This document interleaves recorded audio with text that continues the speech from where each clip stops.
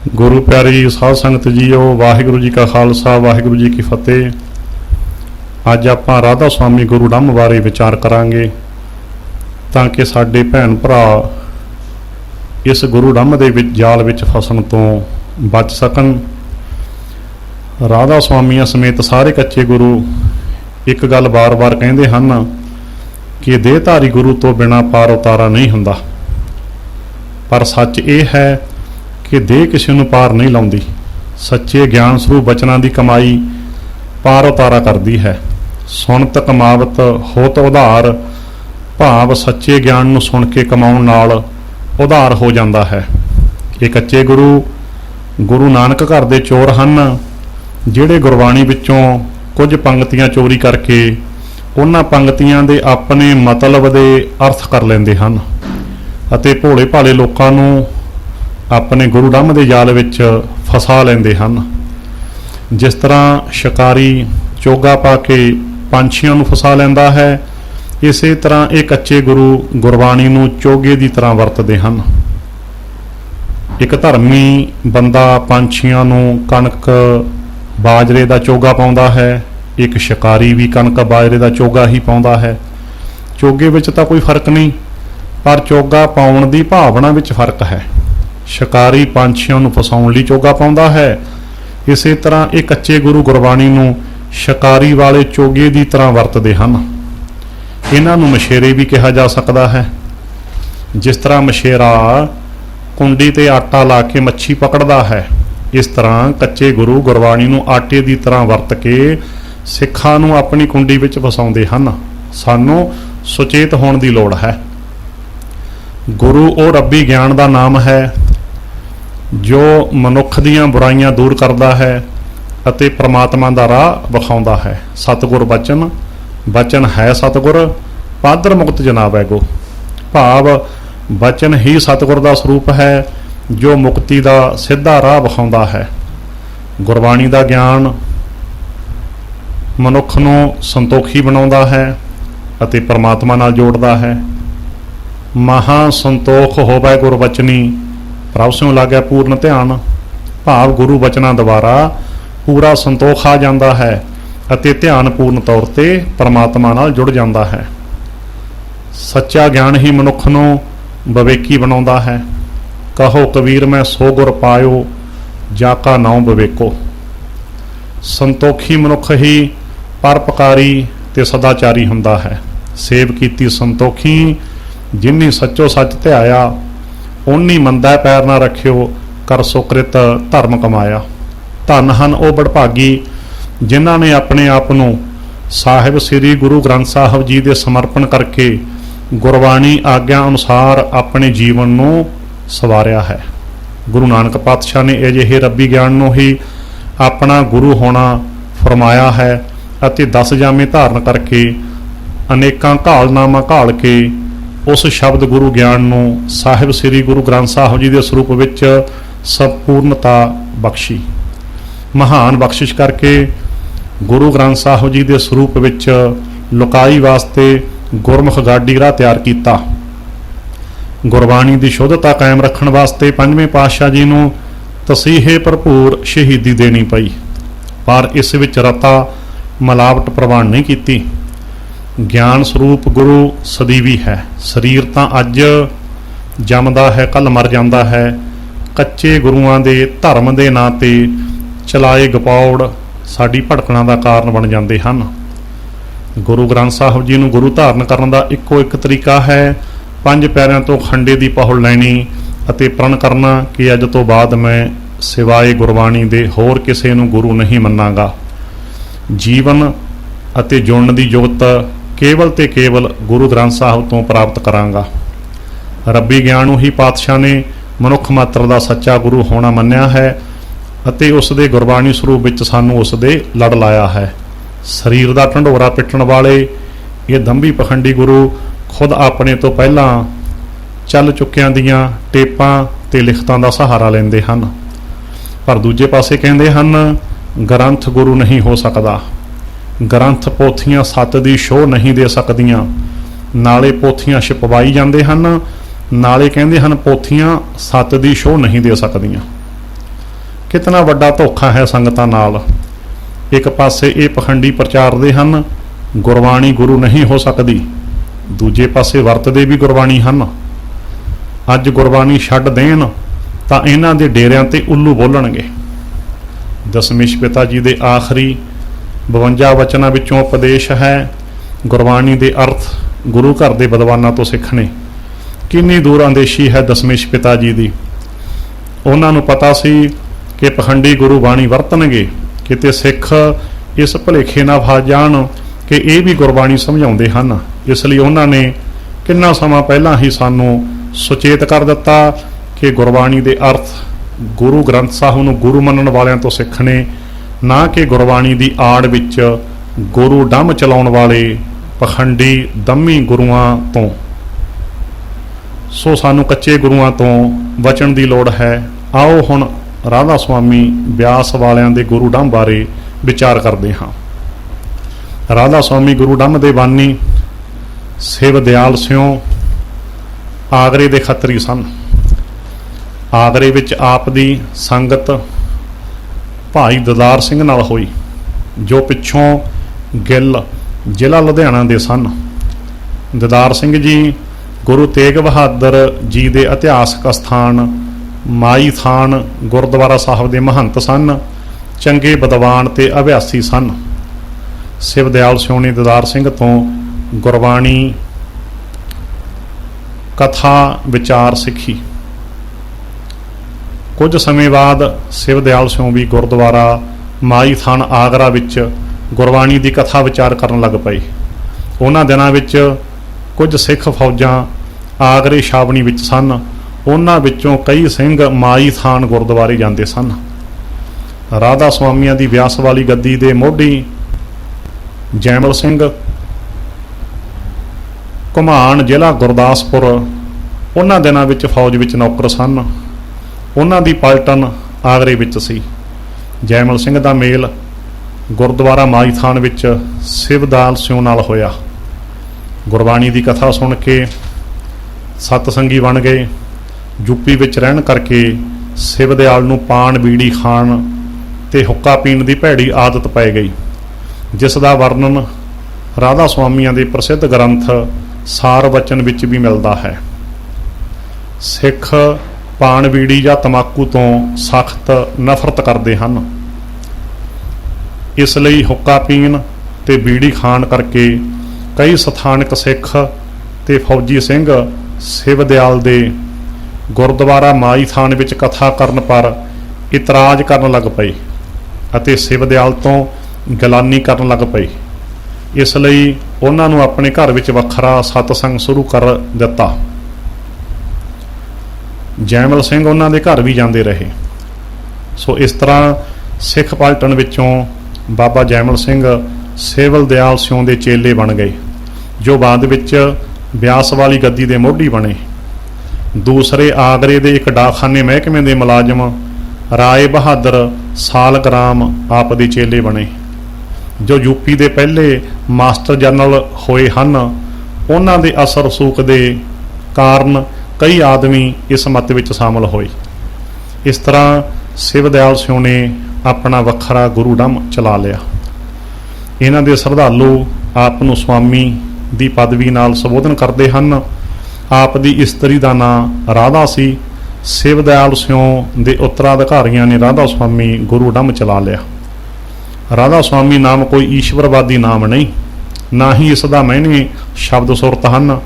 ਇਹ ਸ਼ਿਵ ਦਿਆਲ ਸਿਉ ਸੁਆਮੀ ਦੀ ਪਤਨੀ ਰਾਧਾ ਦੇ ਨਾਮ ਤੇ ਚੱਲਿਆ ਮਤ ਹੈ, ਜਿਸ ਦੇ ਮਾਇਨੇ ਅਤੇ ਰੂਪ ਨੂੰ ਬਾਅਦ ਵਿੱਚ ਬਦਲਣ ਦਾ ਵਿਅਰਥ ਯਤਨ ਕੀਤਾ ਗਿਆ ਹੈ। ਸ਼ਿਵ ਦਿਆਲ ਸਿਉ ਤੋਂ ਬਾਅਦ ਰਾਏ ਸਾਲਗ੍ਰਾਮ ਨੇ ਆਗਰੇ ਵਿਖੇ ਗੁਰੂ ਡੰਮ ਚਲਾ ਲਿਆ ਅਤੇ ਜੈਮਲ ਸਿੰਘ ਨੇ ਬਿਆਸ ਆ ਕੇ ਗੁਰੂ ਡੰਮ ਚਲਾ ਲਿਆ। ਸ਼ਿਵ ਦਿਆਲ ਸਿਉ ਨੇ ਜੈਮਲ ਸਿੰਘ ਨੂੰ ਕੋਈ ਗੁਰਗੱਦੀ ਨਹੀਂ ਦਿੱਤੀ। ਇਹ ਮਾਸ ਸ਼ਰਾਬ ਤਾਂ ਨਹੀਂ ਵਰਤਦੇ, ਪਰ ਹੁੱਕਾ ਬੀੜੀ ਸਿਗਰਟ ਤੋਂ, ਜੋ ਸਭ ਤੋਂ ਨਿਖਿੱਧ ਨਸ਼ਾ ਹੈ, ਆਪਣੇ ਸ਼ਰਧਾਲੂਆਂ ਨੂੰ ਨਹੀਂ ਵਰਜਦੇ, ਕਿਉਂਕਿ ਐਸਾ ਕਰਨ ਕਰਕੇ ਹਿੰਦੂਆਂ ਦੀ ਬਹੁ ਗਿਣਤੀ ਇਸ ਮੱਤ ਤੋਂ ਬਾਗੀ ਹੋ ਸਕਦੀ ਹੈ। ਬਸ ਇੰਨਾ ਕਹਿੰਦੇ ਹਨ ਕਿ ਡੇਰੇ ਵਿੱਚ ਤੰਬਾਕੂ ਨਹੀਂ ਵਰਤਣਾ, ਭਾਵ ਬਾਹਰ ਭਾਵੇਂ ਵਰਤੀ ਜਾਓ। ਇਹਨਾਂ ਨੂੰ ਇਹ ਨਹੀਂ ਪਤਾ ਕਿ ਸਰੀਰ ਪਰਮਾਤਮਾ ਦਾ ਡੇਰਾ ਹੈ। ਡੱਡਾ ਡੇਰਾ ਇਹ ਨਹੀਂ, ਜਹ ਡੇਰਾ ਤਹ ਜਾਣ, ਉਹ ਆ ਡੇਰਾ ਕਾ ਸੰਜਮੋ, ਗੁਰ ਕਾ ਸ਼ਬਦ ਪਛਾਣ। ਇੱਟਾਂ ਦੀ ਚਾਰ ਦੀਵਾਰੀ ਤੋਂ ਬਾਹਰ ਆ ਕੇ ਪਰਮਾਤਮਾ ਦੇ ਡੇਰੇ ਭਾਵ ਸਰੀਰ ਵਿੱਚ ਤੰਬਾਕੂ ਪਾ ਲਿਆ। ਕਿੰਨੇ ਕੱਚੇ ਹਨ ਇਹ ਲੋਕ। ਇੱਕ ਵਾਰ ਮੇਰੇ ਕੋਲ ਵਿਆਸ ਵਾਲਿਆਂ ਦਾ ਚੇਲਾ, ਇੱਕ ਬੈਂਕ ਮੈਨੇਜਰ ਆਇਆ, ਕਹਿੰਦਾ ਮੇਰਾ ਤੰਬਾਕੂ ਛੁਡਵਾ ਦਿਓ। ਮੈਂ ਕਿਹਾ ਤੇਰੇ ਗੁਰੂ ਨੇ ਤੇਰਾ ਤੰਬਾਕੂ ਨਹੀਂ ਛੁਡਾਇਆ? ਕਹਿੰਦਾ ਨਹੀਂ। ਮੈਂ ਕਿਹਾ ਜਿਹੜਾ ਗੁਰੂ ਤੇਰਾ ਤੰਬਾਕੂ ਜੋ ਖਿੱਦ ਨਸ਼ਾ ਹੈ ਨਹੀਂ ਛੁਡਵਾ ਸਕਿਆ, ਤੈਨੂੰ ਪਰਮਾਤਮਾ ਨਾਲ ਕਿਸ ਤਰ੍ਹਾਂ ਮਿਲਾ ਦੇਵੇਗਾ? ਬੈਂਕ ਮੈਨੇਜਰ ਕਹਿੰਦਾ ਬਾਤ ਤੋਂ ਆਪ ਕੀ ਸਹੀ ਹੈ, ਮੈਨੂੰ ਤੰਬਾਕੂ ਛੋੜਨ ਦੀ ਦਵਾਈ ਦੱਸੋ, ਉਸ ਤੋਂ ਬਾਅਦ ਮੈਂ ਗੁਰੂ ਗ੍ਰੰਥ ਸਾਹਿਬ ਨਾਲ ਜੁੜਾਂਗਾ। ਰਾਧਾ ਸੁਆਮੀ ਗੁਰਬਾਣੀ ਵਿੱਚੋਂ ਕੁਝ ਪੰਕਤੀਆਂ ਚੋਰੀ ਕਰਕੇ ਆਪਣੇ ਮਤਲਬ ਦੇ ਅਰਥ ਤਾਂ ਕੱਢ ਲੈਂਦੇ ਹਨ, ਪਰ ਇਹ ਪੰਕਤੀਆਂ ਆਪਣੇ ਸ਼ਰਧਾਲੂਆਂ ਨੂੰ ਕਦੀ ਨਹੀਂ ਸੁਣਾਉਂਦੇ। ਸ਼ਬਦ ਗੁਰੂ ਸੁਰਤ ਧੁਨ ਚੇਲਾ, ਸ਼ਬਦ ਗੁਰ ਪੀਰਾ ਗਹਿਰ ਗੰਭੀਰਾ, ਬਿਨ ਸ਼ਬਦੈ ਜਗ ਬਉਰਾਨ, ਸਤਿਗੁਰ ਵਚਨ ਵਚਨ ਹੈ ਸਤਿਗੁਰ, ਪਾਦਰ ਮੁਕਤ ਜਨਾਵੈ ਗੋ। ਸਤਿਗੁਰ ਗਿਆਨ ਸਤਿਗੁਰ ਹੈ ਪੂਜਾ, ਸਤਿਗੁਰ ਸੇਵੀ ਅਵਰ ਨਾ ਦੂਜਾ। ਇਸ ਤਰ੍ਹਾਂ ਦੀਆਂ ਪੰਕਤੀਆਂ ਇਹ ਆਪਣੇ ਚੇਲਿਆਂ ਨੂੰ ਕਦੀ ਨਹੀਂ ਸੁਣਾਉਂਦੇ। ਹੁਣ ਇਹਨਾਂ ਦੀਆਂ ਧਾਰਮਿਕ ਪੁਸਤਕਾਂ ਵਿੱਚੋਂ ਤੁਹਾਨੂੰ ਇਹਨਾਂ ਦੇ ਗਿਆਨ ਦਾ ਦਰਸ਼ਨ ਕਰਵਾਉਂਦਾ ਹਾਂ। ਸਾਰ ਬਚਨ ਛੋਟੀ ਅਤੇ ਵੱਡੀ ਵਿੱਚ ਸੇਵਾ ਦਿਆਲ ਸਿਉ ਨੂੰ ਕੁੱਲ ਮਾਲਕ ਪੂਰਨ ਧਨੀ ਸੰਤ ਸਤਿਗੁਰੂ ਰਾਧਾ ਸੁਆਮੀ ਬਿਆਨ ਕੀਤਾ ਗਿਆ ਹੈ। ਜਿਸ ਸਿਵ ਦਿਆਲ ਸਿਉ ਨੂੰ ਪਾਨ ਬੀੜੀ ਅਤੇ ਹੁੱਕਾ ਪੀਣ ਕਰਕੇ ਗੁਰਦੁਆਰਾ ਮਾਈ ਥਾਨ ਤੋਂ ਕਥਾ ਕਰਨ ਤੋਂ ਹਟਾ ਦਿੱਤਾ, ਉਸ ਨੂੰ ਕੁੱਲ ਮਾਲਕ ਭਾਵ ਰੱਬ ਬਣਾ ਧਰਿਆ। ਕੀ ਕੁੱਲ ਮਾਲਕ ਵੀ ਮਰਦਾ ਹੈ? ਸਾਰ ਬਚਨ ਵਿੱਚ ਲਿਖਿਆ ਹੈ, ਹੁੱਕਾ ਭਰ ਕੇ ਦਾਸੀ ਲਿਆਈ, ਰਾਧਾ ਸੁਆਮੀ ਢਿੱਡ ਬੈਠ ਪਲਾਈ। ਹੁੱਕਾ ਹੱਕ ਹੱਕ ਬੋਲੀ ਬੋਲਾ। ਬਿਆਸ ਵਾਲੇ ਜੈਮਲ ਸਿੰਘ ਤੇ ਸਾਵਨ ਸਿੰਘ ਦੇ ਚੇਲੇ ਹੁੱਕਾ ਹੱਕ ਹੱਕ ਬੋਲੀ ਬੋਲਾ ਦੀ ਥਾਂ ਸਤਿਗੁਰ ਹੱਕ ਹੱਕ ਬੋਲੀ ਬੋਲਾ ਕਹਿਣ ਲੱਗ ਪਏ। ਰਾਧਾ ਸੁਆਮੀਆਂ ਦੇ ਦੂਜੇ ਗੁਰੂ ਸਾਲਗ੍ਰਾਮ ਦੇ ਜੀਵਨ ਚਰਿੱਤਰ ਹਿੰਦੀ ਵਿੱਚ ਲਿਖਿਆ ਹੈ। ਇੱਕ ਵੇਰ ਸੁਆਮੀ ਸਿਵ ਦਿਆਲ ਸਿਉ ਨੇ ਆਪਣੇ ਚੇਲੇ ਰਾਏ ਸਾਲਗ੍ਰਾਮ ਨੂੰ ਕਿਹਾ ਕਿ ਛੇਤੀ ਹੁੱਕੇ ਪਰ ਅੱਗ ਧਰ ਕੇ ਲਿਆਓ, ਤਾਂ ਰਾਏ ਸਾਹਿਬ ਨੇ ਕੋਠਾ ਟੱਪ ਕੇ ਇੱਕ ਦੁਕਾਨ ਤੋਂ ਸੀਗਰ ਹੀ ਹੁੱਕੇ ਦੀ ਟੋਪੀ ਵਿੱਚ ਅੱਗ ਰੱਖ ਲਿਆਂਦੀ। ਇਹ ਹੈ ਇਹਨਾਂ ਦਾ ਬ੍ਰਹਮ ਗਿਆਨ। ਜਦੋਂ ਸਨ 1878 ਵਿੱਚ ਸੁਆਮੀ ਸਿਵ ਦਿਆਲ ਪ੍ਰਲੋਕ ਗਮਨ ਕਰ ਗਏ, ਤਾਂ 1.5 ਮਹੀਨਾ ਪਿੱਛੋਂ ਉਹਨਾਂ ਨੇ ਆਪਣੀ ਇੱਕ ਚੇਲੀ ਜਿਸ ਦਾ ਨਾਂ ਬੁੱਕੀ ਸੀ, ਸ਼ਬਦ ਸੁਰਤ ਦਾ ਅਭਿਆਸ ਕਰਦਿਆਂ ਦਰਸ਼ਨ ਦਿੱਤੇ। ਬੁੱਕੀ ਦੇ ਪ੍ਰਸ਼ਨ ਕਰਨ ਪਰ ਉੱਤਰ ਦਿੱਤਾ ਕਿ ਤੂੰ ਮੇਰੀ ਪਹਿਲੇ ਵਾਂਗ ਸੇਵਾ ਕਰਿਆ ਕਰ। ਉਹ ਪਿੱਛੋਂ ਕਿੰਨਾ ਚਿਰ ਬਿਸਤਰਾ ਵਿਛਾਉਂਦੀ ਅਤੇ ਹੁੱਕਾ ਭਰਦੀ ਰਹੀ। ਦੇਖੋ ਇਹਨਾਂ ਦਾ ਬ੍ਰਹਮ ਗਿਆਨ ਮਰ ਕੇ ਵੀ ਤੰਬਾਕੂ ਤੋਂ ਖਹਿੜਾ ਨਹੀਂ ਛੁੱਟਿਆ। ਇਹ ਜੀਵਨ ਚਰਿੱਤਰ ਰਾਧਾ ਸੁਆਮੀ ਸਿਵ ਦਿਆਲ ਸਿਉ ਹਿੰਦੀ ਪੰਨਾ 70 ਉੱਤੇ ਲਿਖਿਆ ਹੈ। ਸਾਰ ਵਚਨ ਵਿੱਚ ਸੁਆਮੀ ਸਿਵ ਦਿਆਲ ਸਿਉ ਬਾਰੇ ਭੋਜਨ ਕਰਕੇ ਬੀੜੀ ਖਾਣ ਦਾ ਵਰਣਨ ਵੀ ਮਿਲਦਾ ਹੈ। ਫਿਰ ਭੋਜਨ ਕਰ ਬੀੜੀ ਖਾਈ, ਬੀੜੀ ਬਾਂਟੀ, ਕਨ੍ਹਈਆ ਭਾਈ ਸੀਤ ਪ੍ਰਸਾਦ ਸਭੀ ਮਿਲ ਲੀਨਾ, ਜਨਮ ਜਨਮ ਕੇ ਪਾਤਕ ਸ਼ੀਨਾ, ਕੁਰਲੀ ਦਈ ਸੁਆਮੀ ਕੁਲ ਮੇਰਾ ਉਧਾਰਾ, ਜਨਮ ਸਫਲ ਔਰ ਤਨ ਮਨ ਸੁਧਾਰਾ। ਸਾਰ ਬਚਨ ਪੰਨਾ 779। ਭਾਵ ਰਾਧਾ ਸੁਆਮੀ ਨੇ ਭੋਜਨ ਕਰਕੇ ਬਾਅਦ ਬੀੜੀ ਖਾਧੀ ਜੋ ਇੱਕ ਭਾਈ ਕਨ੍ਹਈਆ ਨੇ ਵੰਡੀ। ਸਾਰਿਆਂ ਨੇ ਸੁਆਮੀ ਜੀ ਦਾ ਸੀਤ ਪ੍ਰਸ਼ਾਦ ਲਿਆ। ਸੁਆਮੀ ਜੀ ਨੇ ਕੁਰਲੀ ਕਰਕੇ ਉਹਦਾ ਜਲ ਦਿੱਤਾ, ਜਿਸ ਨਾਲ ਮੇਰੀ ਕੁਲ ਤਰ ਗਈ, ਤਨ ਮਨ ਜਨਮ ਸਫਲ ਹੋ ਗਿਆ। ਦੇਖਿਆ ਇਹਨਾਂ ਦਾ ਗਿਆਨ, ਕੁਰਲੀ ਦਾ ਪਾਣੀ ਪੀ ਕੇ ਕੁਲ ਤਰ ਗਈ। ਕੀ ਲੋੜ ਹੈ ਸੇਵਾ ਸਿਮਰਨ ਦੀ? ਕੁਰਲੀ ਦਾ ਪਾਣੀ ਪੀ ਕੇ ਹੀ ਜਨਮ ਸਫਲ ਹੋ ਗਿਆ। ਰਾਧਾ ਸੁਆਮੀਆਂ ਦੀ ਪੁਸਤਕ ਸਾਰ ਵਚਨ ਵਿੱਚ ਇੱਕ ਬੜੀ ਗਲਤ ਬਿਆਨੀ ਕੀਤੀ ਗਈ ਹੈ। ਉਹ ਇਸ ਤਰ੍ਹਾਂ ਹੈ, ਸਤਿਗੁਰ त्रेता द्वापर बीता, काहू ना जानी शब्द की रीता। कलयुग में स्वामी दया विचारी, प्रगट करके शब्द पुकारी। भाव पिछले तिन्ने युगां विच किसे नूं शब्द सुरत ते निज धम दा ज्ञान नहीं होया। कलयुग विच दया करके स्वामी ने शब्द प्रगट किया है। हुण सोचो, जिस दा तिन्नां युगां विच पता नहीं लगा, उसका 19वीं सदी के मध्य विच शिव दयाल सिंह नूं भी पता लगा। जिसका तिन्नां युगां विच पता नहीं लगा, उसका 19वीं सदी के मध्य विच शिव दयाल सिंह नूं ही पता लग्या। कि कोई अकल वाला आदमी मन सकता है कि शिव दयाल तो पहला किसी नूं शब्द सुरत या निज धाम का ज्ञान नहीं होया। धन गुरु नानक साहिब कह रहे हैं, शब्द गुरु सुरत धुन चेला। जैसे जल में कमल निरालम मुरगाई, नैं साणे सुरत शब्द भव सागर तरिया, नानक नाम बखाने। पर इस शब्द सुरत के ठेकेदार बन रहे हैं। सार वचन नाम की किताब विच अगे लिखिया है कि ऐसा आसान तरीका गुज़श्ता जमाना से लेकर आज तक किसी ने भी नहीं बतलाया। राधा स्वामिया ने राधा स्वामी धाम तीकर पुजण लई एक बहुत लुभाणा रूहानी सफ़र का नक्शा खिंचिया है। इस सफ़र नूं तय करने लई पहला आलती पालती आसन लाउणा पैंदा है, जिस अनुसार पैरां भार बैठना, उंगलां नाल कंन बंद कर लेने अते 2 उंगलां बंद कीतियां अखां पर रख लैणियां। इस आसन तो उपरंत अखां दे मध्य त्रिकुटी विच सुरत नूं टकाउणा अते राधा स्वामी गुरु दे शरीर या फोटो का ध्यान करना अते नाम नूं रटना मुख साधन है। इत्थों इन्हां दी सार वचन पुस्तक मुताबक रूहानी सफ़र शुरू होंदा है। इस सफ़र विच योजना की गिनती मिनती बड़ा हैरान करने वाली है। रूह 2 करोड़ योजन उतां चढ़ के सुन विच पहुंची। उथे आबे हाथ दे भरे होए तला, खिड़े होए चमन ते गुलशन, सुंदर औरतां दी शक्ल विच रूहां नाच करदियां हन। हीरियां जड़े चबूतरे, पन्नियां दे क्यारे, जवाहरातां दे बूटे हन। तलाबां विच चमकदार मच्छियां तरदियां हन अते सीस महल बने हुए हन। ये अंदर दी माइकी विरती का ही नज़ारा है। सुंदर औरतां, हीरे, लाल जवाहरात, सीस महल, पर इस विच सच्चाई कोई नहीं। सब गपौड़ संख हन। पुछण वाला होवे कि 2 करोड़ योजन का नाप किवें होया ते किहने कीता, इसदा राधा स्वामिया कोल कोई जवाब नहीं। फिर अगली रूहानी मंजिल बाबत लिखते हैं, पहले रूह 5 अरब 75 करोड़ योजन उतां गई, फिर खरब योजन थल्ले डूंघाई विच चली गई, फिर मुड़ के उतां परत आई। ये गधी गेड़ पैण वाली गल है। निरे गपौड़ हन, कोई सच्चाई नहीं। किहने मिनती कीती खरबां योजनां दी? किहड़ा मीटर सी रूह दे नाल जिहड़ा फासले नूं नापदा गया? याद रखो, 1 योजन विच 4 मील हुंदे हन।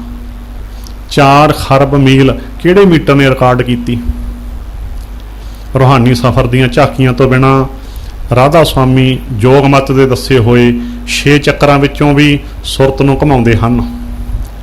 इस तों पता लगदा है कि किवें जोग मत की नकल करके इन्हां ने भोणे भाले लोकां नूं भंबल भूसिਆਂ विच पाउण दा यतन कीता है। राधा स्वामी जो नाम दिंदे हन उस नूं गुप्त रखण लई कहिंदे हन कि किसी नूं दसना नहीं, क्योंकि चोरी दा माल लुको के ही रखना पैंदा है। इन्हां ने 4 शब्द जोत निरंजन, ओंकार, सोहं, सतनाम ਵੱਖ-ਵੱਖ ਥਾਵਾਂ ਤੋਂ चोरी कीते ਹਨ। एक शब्द निरंकार अपने कोलों बनाया है। इत्थे दास तुहानूं एक कहानी सुणाउंदा है। एक वारी एक माई किसी कच्चे गुरु कोल चली गई, जाके कहंदी जी मैं नाम लेना है। कच्चा गुरु कहंदा माई तैनूं नाम तां दे दिंदा हाँ, पर साडे वाला नाम किसी नूं दसना नहीं, गुप्त रखना है। भोली माई कहंदी जी मैथों गुप्त तां नहीं रखिया जाना, मैथों तां दस्सिया जाऊ। ਕੱਚੇ ਗੁਰੂ ਨੇ ਸੋਚਿਆ ਚੱਲ ਮਾਈ ਨੂੰ ਡਰ ਪਾ ਦਿੰਦੇ ਹਾਂ। ਕੱਚਾ ਗੁਰੂ ਕਹਿੰਦਾ ਮਾਈ ਜੇ ਮੇਰਾ ਦਿੱਤਾ ਨਾਮ ਤੈਂ ਕਿਸੇ ਹੋਰ ਨੂੰ ਦੱਸ ਦਿੱਤਾ ਤਾਂ ਹਲਕ ਜਾਵੇਂਗੀ। ਮਾਈ ਕਹਿੰਦੀ ਦੁਰ ਫਿੱਟੇ ਮੂੰਹ ਤੇਰੇ ਜੰਮਣ ਨੂੰ, ਤੂੰ ਐਨਿਆਂ ਨੂੰ ਦੱਸ ਕੇ ਨਹੀਂ ਹਲਕਿਆ, ਮੈਂ ਇੱਕ ਨੂੰ ਦੱਸ ਕੇ ਕਿਵੇਂ ਹਲਕ ਜਾਵਾਂਗੀ। ਰਹਿਣ ਦੇ, ਰੱਖ ਆਪਣੇ ਕੋਲ, ਮੈਂ ਨਹੀਂ ਲੈਣਾ ਤੇਰਾ ਨਾਮ। ਸੋ ਕਹਿਣ ਦਾ ਭਾਵ ਨਾਮ ਕੋਈ ਗੁਪਤ ਵਸਤੂ ਨਹੀਂ। ਕਲਪਤ ਰਾਧਾ ਸੁਆਮੀ ਧਾਮ ਦੀ ਪ੍ਰਾਪਤੀ ਲਈ 4 ਜਨਮਾਂ ਦਾ ਗੇੜ ਪਾਇਆ ਹੈ। ਸਾਰ ਬਚਨ ਕਿਤਾਬ ਦੀ ਲਿਖਤ ਅਨੁਸਾਰ ਏਕ ਜਨਮ ਗੁਰ ਭਗਤੀ ਕਰ, ਜਨਮ ਦੂਸਰੇ ਨਾਮ, ਜਨਮ ਤੀਸਰੇ ਮੁਕਤ ਗਤ, ਚੌਥੇ ਕਉ ਨਿਜ ਧਾਮ। ਹੁਣ ਜੀਵਨ ਚਰਿੱਤਰ ਸੁਆਮੀ ਸਿਵ ਦਿਆਲ ਸਫਾ 46-47 ਉੱਤੇ ਲਿਖੀ ਇੱਕ ਘਟਨਾ ਸੁਣੋ। स्वामी शिवदयाल ने अपनी कचेली तख्तबाई को हुक्म दिया कि हमारे सामने भजन में बैठ। फिर उसकी सुरत को अपने बल से महाराज शिवदयाल ने चढ़ाया और कुछ ज़्यादा खींच दिया। इस तरह वो चलाने लगी कि महाराज जान निकली जाती है, जो चीज़ खुशी है वो ले लो, मुझसे नहीं बर्दाश्त होती, और बार बार कह करके बेहोश हो गई। फिर 2 रोज तक बेहोश रही। तब महाराज ने उसकी सुरत को उतारा। फिर भी कुछ अरसे तक दिल धड़कता रहा और घबराहट रही कि स्वामी जी वालों तख्तबाई दी सुरत चढ़ा के उस दियां चीकां कढ़ा देनियां जां बेहोश रखना अभ्यास का तरीका है। सुरत उच्ची की कि सकंजे विच पीड़ दी। स्वामी शिवदयाल दा तख्त बाई दियां चीकां कढ़वाउणा जां बेहोश करना रूहानीयत नहीं बल्कि तंत्र विद्या ते हिपनोटिज्म है। इस किस्म दीयां गल्लां तांत्रिक करदे हन, ये पखंडवाद है। अखां बंद करके उत्ते 2 ਉਂਗਲਾਂ रखण नाल ਧੀਰੀਆਂ ਵਿੱਚੋਂ जो ਭੰਬਲ ਤਾਰੇ ਦਿਸਦੇ ਹਨ ਜਾਂ ਰੋਸ਼ਨੀ ਦੀਆਂ ਲਹਿਰਾਂ ਦਿਸਦੀਆਂ ਹਨ, ਉਹਨਾਂ ਨੂੰ ਇਹ ਆਤਮਿਕ ਪ੍ਰਕਾਸ਼ ਸਮਝਦੇ ਹਨ। ਖੁਸ਼ਕੀ ਨਾਲ ਕੰਨਾਂ ਵਿੱਚ ਹੁੰਦੀ ਘੂੰ-ਘੂੰ ਦੀ ਆਵਾਜ਼ ਨੂੰ ਅਨਹਦ ਸ਼ਬਦ ਮੰਨਦੇ ਹਨ। ਇਹਨਾਂ ਨੇ ਆਪਣੀ ਇੱਕ ਪੁਸਤਕ ਸ਼ਬਦ ਦੀ ਮਹਿਮਾ ਵਿੱਚ ਗੁਰੂ ਨਾਨਕ ਸਾਹਿਬ ਦੇ ਨਾਮ ਉੱਪਰ ਮਨ ਘੜਤ ਤੁਕਬੰਦੀ ਕੀਤੀ ਹੈ। ਸਪਤ ਲੋਕ ਕੇ ऊपर धावै, अलख अगम की जबगत पावै, तिसके ऊपर संतन धाम, नानक दास किया विश्राम। ये तुकां गुरबाणी विच नहीं हन, कल्पत हन। जदों कि गुरु नानक साहब ने आत्मक 29 दियां 5 स्टेजां दा वर्णन जपरी साहब विच कीता है। धर्मखंड, ज्ञानखंड, सरमखंड, कर्मखंड, सचखंड। राधा स्वामियां वांग घूमन घेरियां हूरां परियां सीस महल ते मरदूदां दियां जेलां नहीं दसियां। इन्हां दी पुस्तक सारवचन पन्ना नंबर 779 ते लिखिया ज्ञान सुनो। ग्रास दिया प्रसादी का जब ही, घट के पर्दे खुल गए तब ही। किते लिखिया है पीक दान ले पीक करावै, फिर सब पीक आप पी जावै। देखो इन्हां दा ज्ञान। एक झूठी बुरकी देण नाल परदे खुल गए। फिर सेवा सिमरन दी की लोड़ है। पीक दान विचली पीक नूं पीण दी गल कहना किहड़ा ज्ञान है। राधा स्वामी भगत गुरु ते बेभगत गुरु भी मनदे हन। सार बचन विच लिखिया है पिछलों की तज टेक तेरे भले की कहूँ, भगत गुरु को मान तेरे भले की कहूँ। इस अनुसार जे बीत चुकियां दी टेक नहीं रखनी ते भगत गुरु नूं ही मनना है तां राधा स्वामियां दे पिछले सारे गुरुआं दी कोई महानता नहीं रहिंदी। तां फिर आगरे विच सेवलदार सिंह दी समाधि ते 90-95 सालां विच 1 करोड़ दे करीब क्यों लाया है। मर चुकियां दी समाध बनाउण दा की लाभ। चल चुकियां दियां फोटोआं क्यों बनाउंदे हो। ਉਹਨਾਂ ਦੇ ਵਚਨਾਂ ਦੀਆਂ ਕਿਤਾਬਾਂ ਕਿਉਂ ਛਾਪਦੇ ਹੋ? ਉਹਨਾਂ ਦੇ ਵਚਨਾਂ ਦੀਆਂ ਟੇਪਾਂ ਕਿਉਂ ਚੁੱਕੀ ਫਿਰਦੇ ਹੋ? ਜੇ ਰਾਧਾ ਸੁਆਮੀਆਂ ਪਾਸੋਂ स्वामी शिवदयाल ਦੇ भगत गुरु ਦਾ नाम ਪੁੱਛਿਆ ਤਾਂ ਕਹਿੰਦੇ ਹਨ उनका गुरु नाद था, उन्होंने किसी से उपदेश नहीं लिया। जे शिवदयाल ਦਾ गुरु नाद हो सकता है ਤਾਂ बाकी लोगों का गुरु नाद भाव शब्द क्यों नहीं हो सकता? सार वचन छोटी विच लिखिया है, ग्रंथ गुरु नहीं हो सकता। इस दे उल्ट राधा स्वामी मत दे दूजे गुरु राय बहादुर सालग्राम लिखते हैं कुल मालक का स्वरूप शब्द है। सतनाम पार ब्रह्म आत्मा परमात्मा कुल जीव भी शब्द स्वरूप है। बगैर शब्द की उपासना और कोई ध्यान निज घर में नहीं पहुंचा सकता। कुल जीवों को जो अपना उद्धार चाहते हैं लाजमी है कि अंतर में शब्द गुरु के चरणों में लगे। ये राधा स्वामियां दियां आपा विरोधी गल्लां हन। एक पासे कहंदे हन कि शिवदयाल दा गुरु नाद भाव शब्द सी ते दूजे पासे कहंदे हन ग्रंथ गुरु नहीं हो सकदा जो शब्द अते आत्मक ज्ञान दा संग्रह है। तीसरी थां भगत गुरु दी डुग्गी पिटदे हन। चौथी थां बेवक्त गुरुआं भाव चर चुक्कियां दियां मड़ियां बनाई जांदे हन। असल विच ये आप ही भंबल भूसे विच पए होए हन। साक्षी पूजा ਅਤੇ ਗੁਰੂਡਮ ਦੇ ਕਾਰਨ ਰਾਧਾ ਸੁਆਮੀਆਂ ਵਿੱਚ ਕਈ ਗੱਦੀਆਂ ਕਾਇਮ ਹੋ ਚੁੱਕੀਆਂ ਹਨ। ਉਹਨਾਂ ਵਿਚਕਾਰ ਪੂਜਾ ਭੇਟਾ ਤੇ ਜਾਇਦਾਦ ਲਈ ਬੜੀ ਮੁਕੱਦਮੇਬਾਜ਼ੀ ਹੋਈ ਹੈ। ਦਿਆਲਬਾਗ ਸੁਆਮੀਬਾਗ ਅਤੇ ਇਲਾਹਾਬਾਦ ਦੇ ਗੁਰੂਆਂ ਵਿਚਕਾਰ ਕਈ ਮੁਕੱਦਮੇ ਹੋ ਚੁੱਕੇ ਹਨ। ਇਹ ਮੁਕੱਦਮੇਬਾਜ਼ੀ ਲੰਡਨ ਦੀ ਪ੍ਰੀਵੀ ਕਾਉਂਸਲ ਤੱਕ ਗਈ ਹੈ। राधा स्वामियां दी जो ब्यास वाली गद्दी चल रही है ये जैमल सिंह ने 1891 विच फौज तो रिटायर होके चलाई सी।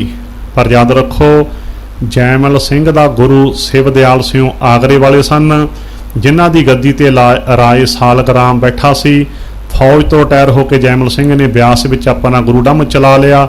शिवदयाल सिंह ने जैमल सिंह नूं कोई गद्दी नहीं दित्ती।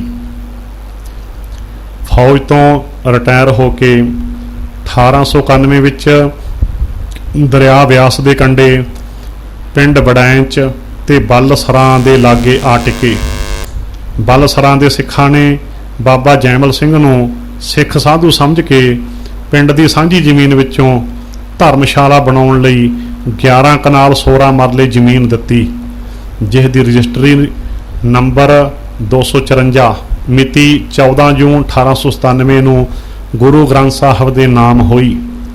इंतकाल की तस्दीक विच दर्ज है भाई जैमल सिंह नूं ये जमीन गहणे जां वै करन दा हक हासिल नहीं। आप धर्मशाला आम धर्मशाला मुतलका रहेगी।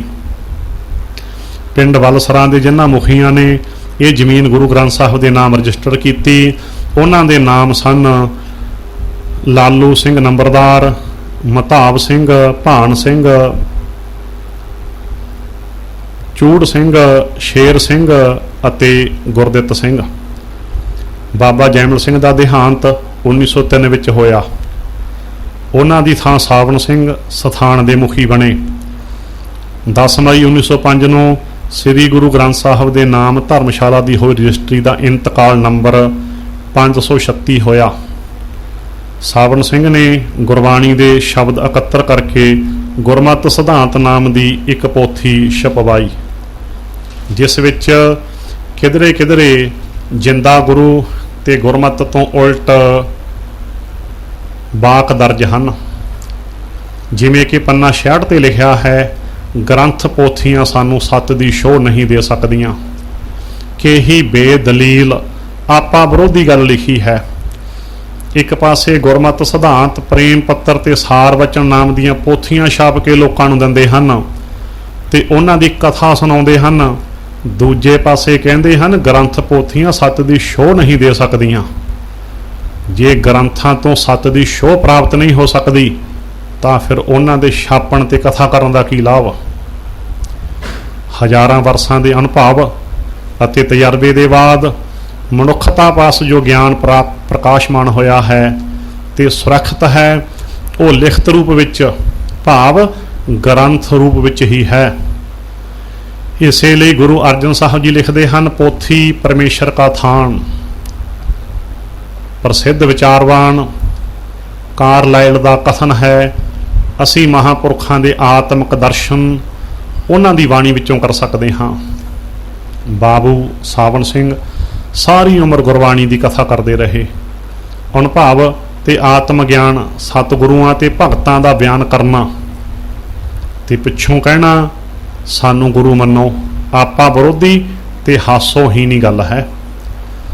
ਇਹ ਤਾਂ ਉਹ ਗੱਲ ਹੋਈ, ਕੋਈ ਨਿਊਟਨ ਦਾ ਲਾ ਸਮਝਾ ਕੇ ਕਹੇ ਮੈਂ ਨਿਊਟਨ ਹਾਂ, ਕੋਈ ਪੈਥਾਗੋਰਸ ਦਾ ਸਿਧਾਂਤ ਪੜ੍ਹਾ ਕੇ ਕਹੇ ਮੈਂ ਪੈਥਾਗੋਰਸ ਹਾਂ, ਕੋਈ ਗੀਤਾ ਦੇ ਅਰਥ ਸੁਣਾ ਕੇ ਕਹੇ ਮੈਂ ਕ੍ਰਿਸ਼ਨ ਹਾਂ, ਕੋਈ ਗੁਰੂ ਗ੍ਰੰਥ ਸਾਹਿਬ ਦੀ ਗੁਰਬਾਣੀ ਸੁਣਾ ਕੇ ਕਹੇ ਮੈਂ ਗੁਰੂ ਹਾਂ। ਕਿੰਨੀ ਮੂਰਖਤਾ ਹੈ। ਕਈ ਕਹਿੰਦੇ ਹਨ ਰਾਧਾ ਸੁਆਮੀ ਤਾਂ ਸਤਸੰਗ ਵੇਲੇ ਗੁਰਬਾਣੀ ਦੀ ਵਰਤੋਂ ਹੀ ਕਰਦੇ ਹਨ। ਇਹ ਯਾਦ ਰੱਖਣ ਦੀ ਲੋੜ ਹੈ ਕਿ ਰਾਧਾ ਸੁਆਮੀ ਗੁਰਬਾਣੀ ਨੂੰ ਗੁਰਮਤ ਦਰਸਾਉਣ ਲਈ ਨਹੀਂ ਪੜ੍ਹਦੇ, ਬਲਕਿ ਆਪਣੇ ਗੁਰੂ ਡੰਮ ਦੇ ਪ੍ਰਚਾਰ ਲਈ ਵਰਤਦੇ ਹਨ।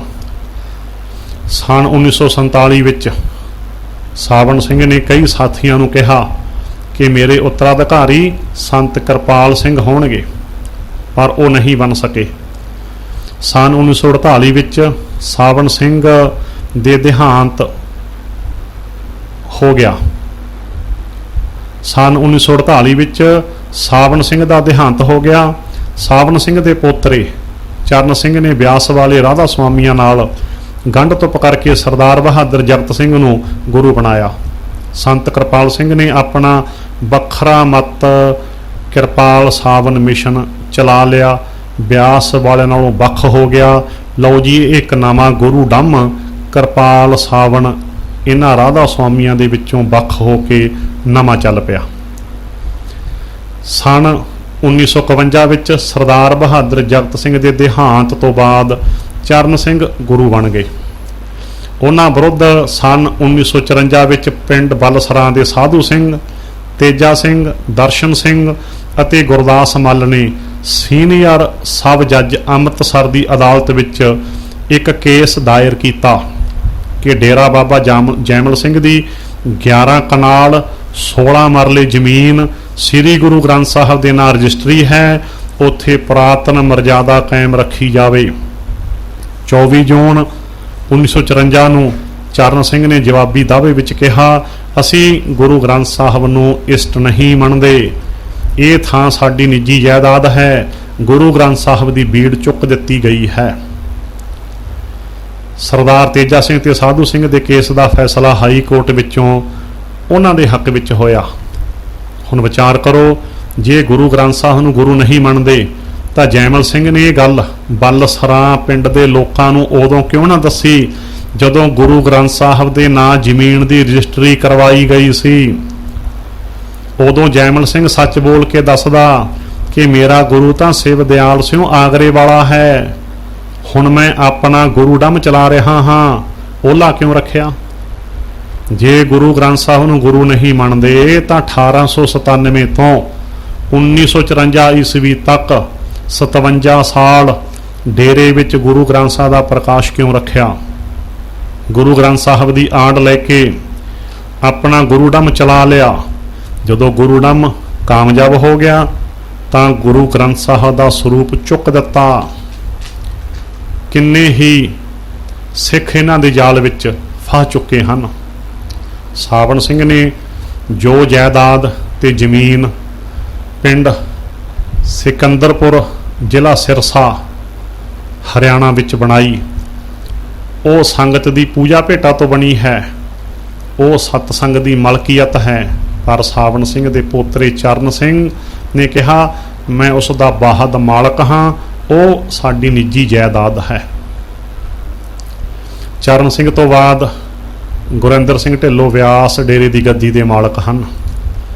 ਡੇਰੇ ਦਾ ਪ੍ਰਬੰਧ ਨਵੀਨ ਤੇ ਸੁਧਰੇ ਹੋਏ ਤਰੀਕੇ ਦਾ ਹੋਣ ਕਰਕੇ ਚਾਹ, ਰੋਟੀ, ਬਰੈਡ, ਪਕੌੜੇ, ਜਲੇਬੀਆਂ ਸਸਤੀਆਂ ਛਕਾ ਕੇ ਆਏ ਗਏ ਤੇ ਪ੍ਰਭਾਵ ਪਾ ਕੇ ਲੋਕਾਂ ਨੂੰ ਆਪਣੇ ਮੱਤ ਵਿੱਚ ਸ਼ਾਮਲ ਕਰ ਰਹੇ ਹਨ।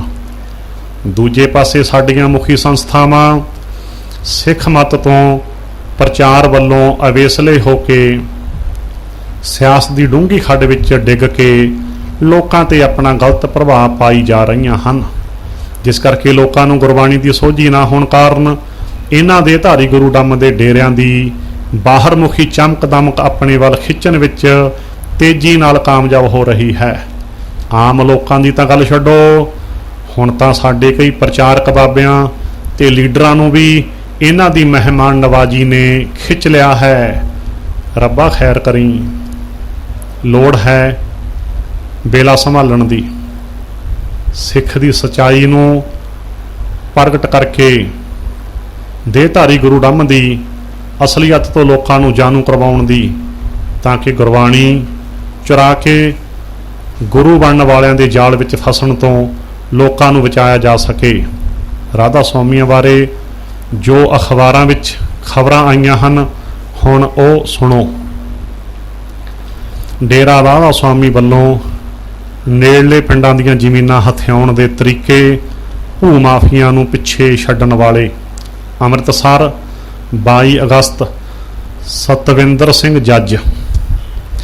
ਭੋਲੇ ਭਾਲੇ ਲੋਕਾਂ ਨੂੰ ਰੂਹਾਨੀਅਤ ਦਾ ਗਿਆਨ ਬਖਸ਼ਣ ਦਾ ਦਾਅਵਾ ਕਰਨ ਵਾਲੇ ਰਾਧਾ ਸੁਆਮੀ ਡੇਰਾ ਬਿਆਸ ਦੇ ਪ੍ਰਬੰਧਕਾਂ ਵੱਲੋਂ ਡੇਰੇ ਨਾਲ ਲੱਗਦੇ ਪਿੰਡਾਂ ਦੀ ਵਸੋਂ ਨੂੰ ਉਠਾ ਕੇ ਉਹਨਾਂ ਦੀਆਂ ਜਾਇਦਾਦਾਂ ਡੇਰੇ 'ਚ ਰਲਾਉਣ ਲਈ ਕਈ ਤਰ੍ਹਾਂ ਦੇ ਹੱਥ ਕੰਡੇ ਅਪਣਾਏ ਜਾ ਰਹੇ ਹਨ।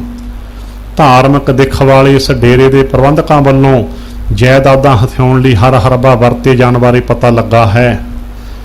ਉਹਨਾਂ ਵੱਲੋਂ ਵਰਤੇ ਜਾਂਦੇ ਤਰੀਕੇ ਦੇਖ ਕੇ ਕੋਈ ਵੱਡੇ ਤੋਂ ਵੱਡਾ ਭੂ ਮਾਫੀਆ ਵੀ ਹੈਰਾਨ ਰਹਿ ਜਾਵੇਗਾ। ਅਜਿਹੀਆਂ ਰਿਪੋਰਟਾਂ ਆਉਣ ਪਿੱਛੋਂ ਸਪੋਕਸਮੈਨ ਦੀ ਟੀਮ ਨੇ ਡੇਰੇ ਲਾਗਲੇ ਪਿੰਡਾਂ ਦਾ ਦੌਰਾ ਕੀਤਾ ਤਾਂ ਕਈ ਤੱਥ ਸਾਹਮਣੇ ਆਏ। ਡੇਰੇ ਨਾਲ ਲਾਗਵੇਂ ਪਿੰਡ ਬਲਸਰਾਂ ਤੇ ਬੜੈਂਚ ਦੇ ਵਾਸੀਆਂ ਦਾ ਤਾਂ ਨੱਕ 'ਚ ਦਮ ਹੋਇਆ ਪਿਆ ਹੈ। ਡੇਰਾ ਪ੍ਰਬੰਧਕਾਂ ਦੀਆਂ ਕਾਰਵਾਈਆਂ ਤੇ ਉਹਨਾਂ ਦੀ ਸਰਕਾਰੀ ਦਰਬਾਰੇ ਪਹੁੰਚ ਸਦਕਾ ਇਲਾਕਾ ਵਾਸੀ ਜ਼ੁਬਾਨ ਖੋਲ੍ਹਣ ਲੱਗਿਆਂ ਵੀ ਕਈ ਵਾਰ ਸੋਚਦੇ ਹਨ। ਪਿੰਡ ਬਲਸਰਾਂ ਦੇ ਕਰਮ ਸਿੰਘ ਨੇ ਜਿਗਰਾ ਕਰਕੇ ਦੱਸਿਆ ਕਿ ਉਸਦਾ ਪਰਿਵਾਰ ਕੈਨੇਡਾ ਵਿੱਚ ਰਹਿੰਦਾ ਹੈ ਅਤੇ ਉਹ ਵੀ ਲਗਭਗ ਉੱਥੇ ਹੀ ਰਹਿੰਦਾ ਹੈ, ਪਰ ਡੇਰੇ ਵਾਲਿਆਂ ਵੱਲੋਂ ਉਹਨਾਂ ਦੀ 18 ਏਕੜ ਜ਼ਮੀਨ ਨੂੰ ਹਥਿਆਉਣ ਦੀ ਕੀਤੀ ਜਾ ਰਹੀ ਕੋਸ਼ਿਸ਼ ਦਾ ਵਿਰੋਧ ਕਰਨ ਖਾਤਰ ਹੀ ਉਸ ਨੂੰ ਇੱਥੇ ਰਹਿਣਾ ਪੈ ਰਿਹਾ ਹੈ। ਉਹਨਾਂ ਦਾਅਵਾ ਕੀਤਾ ਕਿ ਡੇਰੇ ਵੱਲੋਂ ਕਿਸਾਨਾਂ ਦੀਆਂ ਉਪਜਾਊ ਜ਼ਮੀਨਾਂ 'ਚੋਂ ਕੱਢੀ ਜਾ ਰਹੀ 100 ਫੁੱਟ ਚੌੜੀ ਸੜਕ ਸਿਰਫ ਤੇ ਸਿਰਫ ਇਲਾਕੇ ਵਿਚਲੀਆਂ ਜ਼ਮੀਨਾਂ ਨੂੰ ਹੌਲੀ-ਹੌਲੀ ਆਪਣੇ ਕਬਜ਼ੇ 'ਚ ਕਰਨ ਦੀ ਕੋਸ਼ਿਸ਼ ਤੋਂ ਇਲਾਵਾ ਕੁਝ ਨਹੀਂ। ਉਹਨਾਂ ਦੱਸਿਆ ਕਿ ਡੇਰੇ ਨੂੰ ਪਹਿਲਾਂ ਹੀ 3 ਮੁੱਖ ਸੜਕਾਂ ਲੱਗਦੀਆਂ ਹਨ। ਉਹਨਾਂ ਸੜਕ ਨੂੰ ਚੌੜਾ ਕਰਨ ਦੀ ਬਜਾਏ ਸੱਪ ਦਾ ਬਲ ਪਾਉਂਦੀ ਨਵੀਂ ਸੜਕ ਧੱਕੇ ਨਾਲ ਕੱਢਣ ਦੀ ਕੋਸ਼ਿਸ਼ ਕੀਤੀ ਜਾ ਰਹੀ ਹੈ, ਜਿਸ ਨੂੰ ਹਾਲ ਦੀ ਘੜੀ ਕਿਸਾਨ ਸੰਘਰਸ਼ ਕਮੇਟੀ ਦੀ ਮਦਦ ਨਾਲ ਇਲਾਕਾ ਨਿਵਾਸੀਆਂ ਨੇ ਸੰਘਰਸ਼ ਕਰਕੇ ਰੋਕ ਲਿਆ ਹੈ।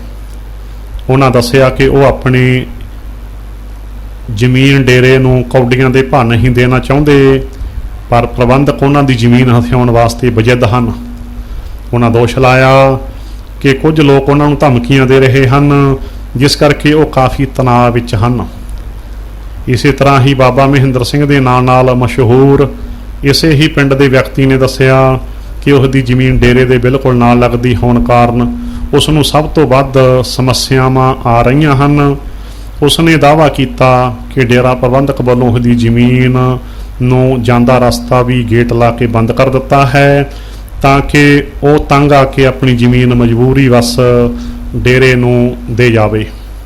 ਉਹਨਾਂ ਦੋਸ਼ ਲਾਇਆ ਕਿ ਆਪਣੀ ਸਕੀਮ ਸਿਰੇ ਚਾੜ੍ਹਨ ਵਾਸਤੇ ਡੇਰੇ ਵਾਲਿਆਂ ਦੇ ਇਸ਼ਾਰੇ ਤੇ ਉਹਨਾਂ ਉੱਪਰ ਕਈ ਤਰ੍ਹਾਂ ਦੇ ਕੇਸ ਵੀ ਪਾਏ ਜਾ ਚੁੱਕੇ ਹਨ ਅਤੇ ਲਗਾਤਾਰ ਧਮਕੀਆਂ ਮਿਲ ਰਹੀਆਂ ਹਨ। ਉਹਨਾਂ ਦੱਸਿਆ ਕਿ ਉਸ ਦੀ 12.5 ਏਕੜ ਜ਼ਮੀਨ ਅਤੇ ਜ਼ਮੀਨ 'ਚ ਬਣੀ ਹੋਈ ਕੋਠੀ ਤੇ ਡੇਰੇ ਵਾਲਿਆਂ ਦੀ ਅੱਖ ਹੈ। ਇਸੇ ਤਰ੍ਹਾਂ ਹੀ ਪਿੰਡ ਬਲਸਰਾਂ ਦੇ ਵਾਸੀ ਦਲਜੀਤ ਸਿੰਘ ਨੇ ਦੱਸਿਆ ਕਿ ਡੇਰੇ ਨੇੜੇ ਲੱਗਦੇ ਪਿੰਡ ਦੇ ਲੋਕ ਡੇਰਾ ਪ੍ਰਬੰਧਕਾਂ ਦੀ ਦਹਿਸ਼ਤ ਕਾਰਨ ਚੁੱਪ ਕਰਕੇ ਦਿਨ ਕੱਟਣ ਵਿੱਚ ਹੀ ਭਲਾਈ ਸਮਝਦੇ ਹਨ। ਉਕਤ ਵਿਅਕਤੀਆਂ ਨੇ ਦੱਸਿਆ ਕਿ ਭਾਵੇਂ ਕਿਸੇ ਵੀ ਪਾਰਟੀ ਦੇ ਆਗੂਆਂ ਨੂੰ ਆਪਣਾ ਦੁੱਖੜਾ ਦੱਸਣ ਪਰ ਕੋਈ ਵੀ ਆਗੂ ਜਾਂ ਪਾਰਟੀ ਡੇਰੇ ਵਿਰੁੱਧ ਕਦਮ ਚੁੱਕ ਕੇ ਆਪਣੀਆਂ ਵੋਟਾਂ ਨਾਲ ਖਿਲਵਾੜ ਨਹੀਂ ਕਰਨਾ ਚਾਹੁੰਦੀ। ਉਹਨਾਂ ਸਰਕਾਰ ਪਾਸੋਂ ਮੰਗ ਕੀਤੀ ਕਿ ਸੌਦਾ ਡੇਰੇ ਵਾਂਗ ਇੱਥੇ ਵੀ CBI ਦੀ ਟੀਮ ਵੱਲੋਂ ਜਾਂਚ ਕੀਤੀ ਜਾਵੇ ਤਾਂ ਕਈ ਹੋਰ ਮਾਮਲੇ ਦੁਨੀਆ ਸਾਹਮਣੇ ਆਉਣਗੇ। ਇਸੇ ਤਰ੍ਹਾਂ ਹੀ ਡੇਰੇ ਦੇ ਨਾਲ ਦੇ ਹੀ ਇੱਕ ਹੋਰ ਪਿੰਡ ਬੜੈਂਚ ਦੇ ਲੋਕਾਂ ਦੀ ਸਥਿਤੀ ਵੀ ਕੋਈ ਵੱਖਰੀ ਨਹੀਂ।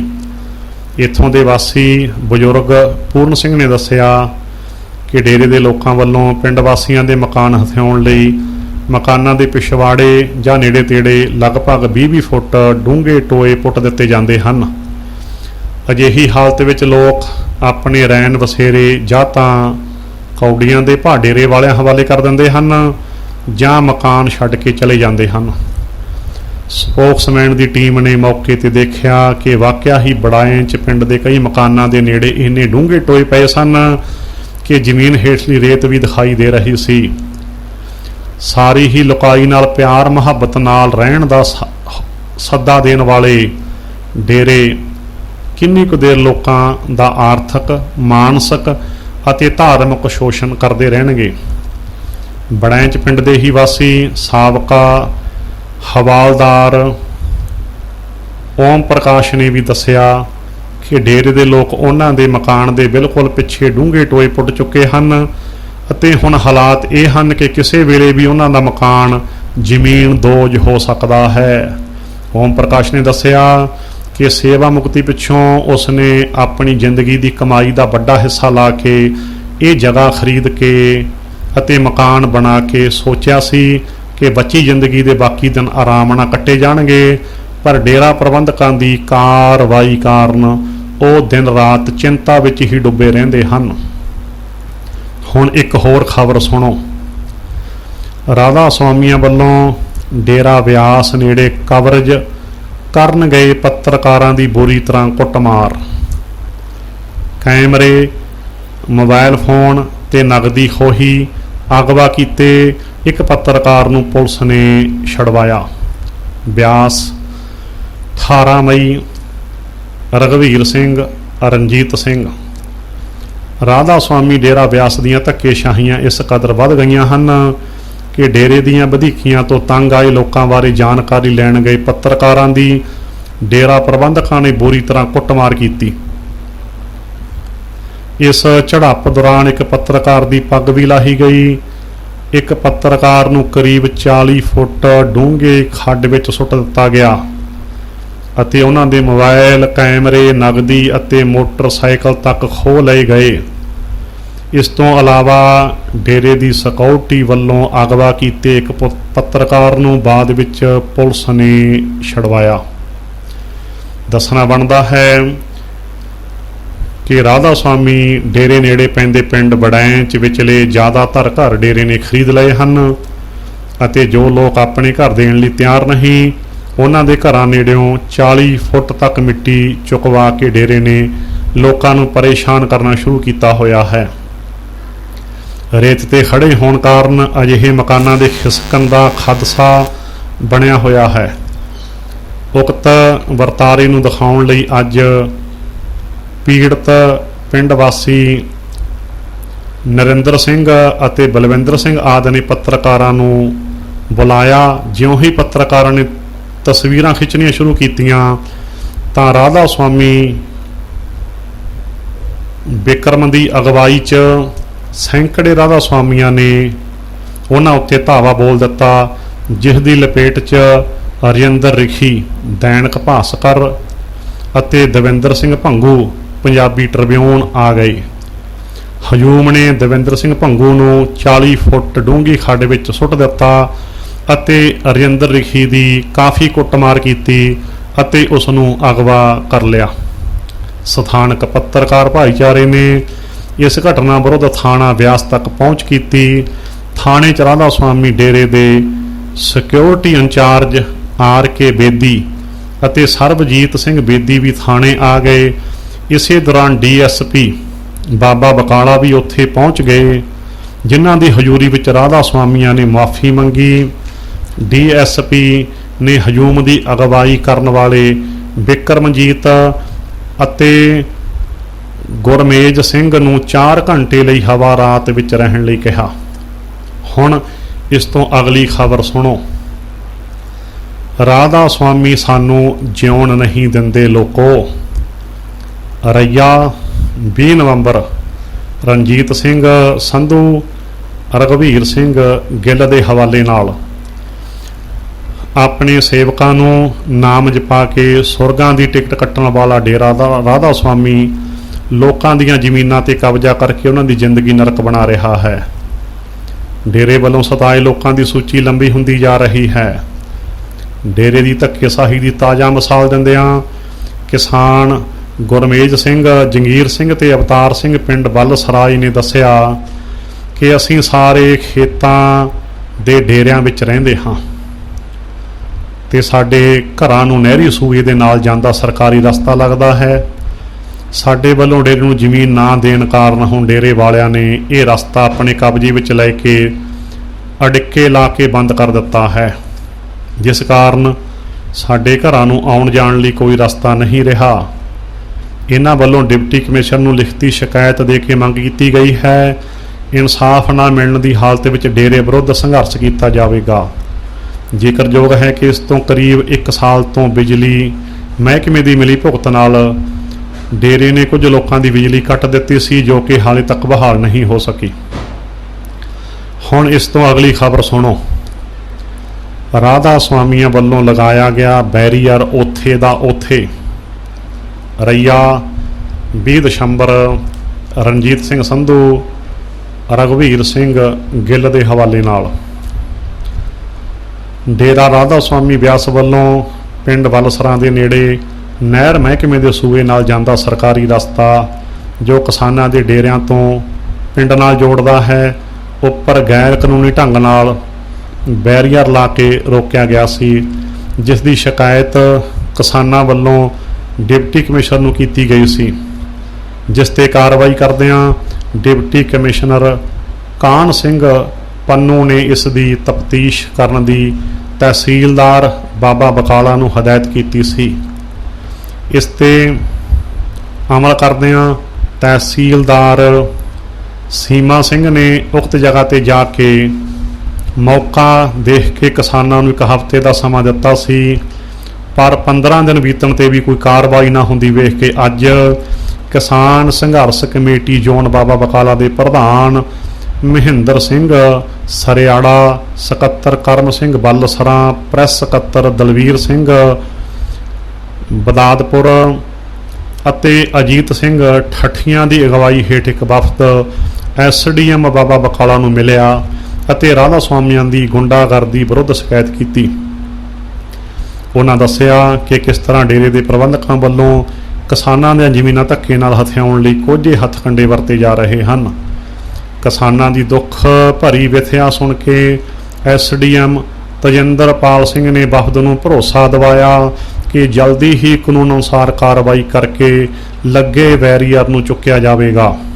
ਇਸ ਮੌਕੇ ਵਫਦ ਵਿੱਚ ਸ਼ਾਮਲ ਆਗੂਆਂ ਨੇ ਦੋਸ਼ ਲਾਇਆ ਕਿ ਡੇਰੇ ਦੇ ਪੈਰੋਕਾਰਾਂ ਵੱਲੋਂ ਕਿਸਾਨ ਆਗੂਆਂ ਨੂੰ ਜਾਨੋਂ ਮਾਰਨ ਦੀਆਂ ਧਮਕੀਆਂ ਦਿੱਤੀਆਂ ਜਾ ਰਹੀਆਂ ਹਨ। ਉਹਨਾਂ ਪ੍ਰਸ਼ਾਸਨ ਨੂੰ ਚੇਤਾਵਨੀ ਦਿੱਤੀ ਕਿ ਜੇਕਰ 1 ਹਫ਼ਤੇ ਵਿੱਚ ਬੈਰੀਅਰ ਨਾ ਚੁੱਕਿਆ ਗਿਆ ਅਤੇ ਧਮਕੀਆਂ ਦੇਣ ਵਾਲਿਆਂ ਵਿਰੁੱਧ ਕਾਰਵਾਈ ਨਾ ਕੀਤੀ ਤਾਂ ਕਿਸਾਨ ਸੰਘਰਸ਼ ਕਮੇਟੀ ਇੱਕ ਵੱਡਾ ਅੰਦੋਲਨ ਸ਼ੁਰੂ ਕਰੇਗੀ। ਹੁਣ ਇਸ ਤੋਂ ਅਗਲੀ ਖਬਰ ਸੁਣੋ। ਰਾਧਾ ਸੁਆਮੀ ਡੇਰੇ ਦੀ ਫੌਜ ਵੱਲੋਂ ਕਿਸਾਨਾਂ ਦੀਆਂ ਜ਼ਮੀਨਾਂ ਤੇ ਕਬਜ਼ੇ ਕਰਨ ਦਾ ਸਿਲਸਿਲਾ ਜਾਰੀ। ਪੀੜਤ ਕਿਸਾਨਾਂ ਨੇ ਖੜਕਾਇਆ ਹਾਈ ਕੋਰਟ ਦਾ ਦਰਵਾਜ਼ਾ।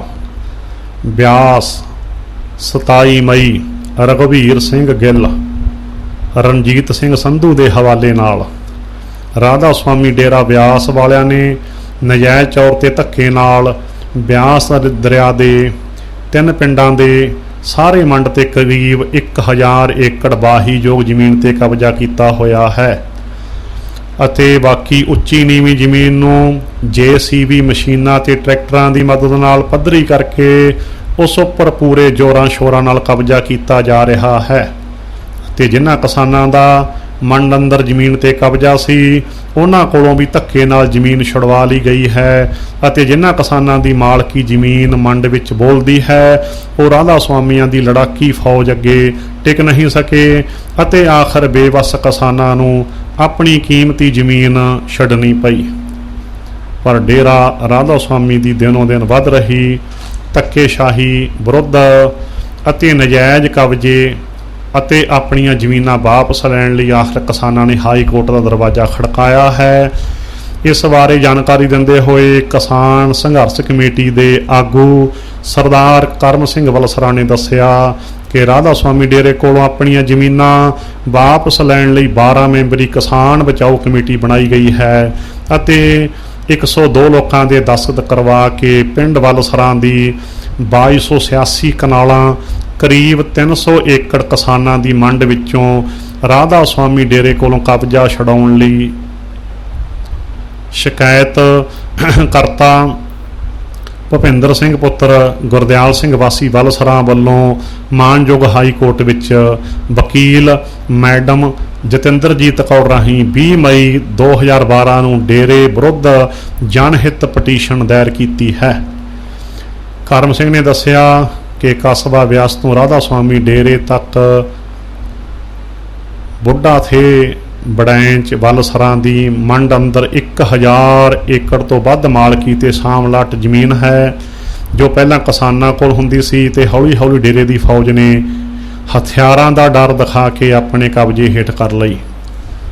ਉਹਨਾਂ ਦੱਸਿਆ ਕਿ ਅੱਜ ਤੋਂ ਕਰੀਬ ਸਨ 1993-94 ਵਿੱਚ ਪਿੰਡ ਜੱਲੂਵਾਲ ਦੇ ਕਿਸਾਨਾਂ ਦੀ ਮੰਡ ਹੇਠ ਕਬਜ਼ੇ ਵਾਲੀ 200 ਏਕੜ ਜ਼ਮੀਨ ਖੋਹ ਕੇ ਡੇਰੇ ਵਾਲਿਆਂ ਨੇ ਆਪਣਾ ਕਬਜ਼ਾ ਕਰ ਲਿਆ ਸੀ, ਜਿੱਥੇ ਆਮਨੋ ਸਾਹਮਣੇ ਗੋਲੀ ਵੀ ਚੱਲੀ ਸੀ। ਪਰ ਡੇਰੇ ਦੀ ਸਰਕਾਰੀ ਦਵਾਰੇ ਪਹੁੰਚਾਉਣ ਕਰਕੇ ਹੀ ਜ਼ਮੀਨ ਤੇ ਕਬਜ਼ਾ ਡੇਰੇ ਦਾ ਹੋਇਆ ਸੀ।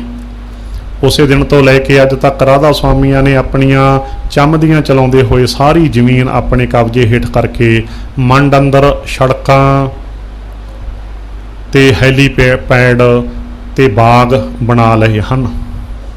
ਉਹਨਾਂ ਨੇ ਸਾਰੇ ਕਿਸਾਨਾਂ ਨੂੰ ਬੇਨਤੀ ਕੀਤੀ ਹੈ ਕਿ ਉਹ ਡੇਰੇ ਦੀ ਧੱਕੇਸ਼ਾਹੀ ਰੋਕਣ ਅਤੇ ਪਿੰਡਾਂ ਦੀਆਂ ਸਾਮਲਾਟ ਜ਼ਮੀਨਾਂ ਡੇਰੇ ਦੇ ਕਬਜ਼ੇ ਹੇਠੋਂ ਛਡਵਾਉਣ ਲਈ ਉਹਨਾਂ ਦਾ ਸਾਥ ਦੇਣ।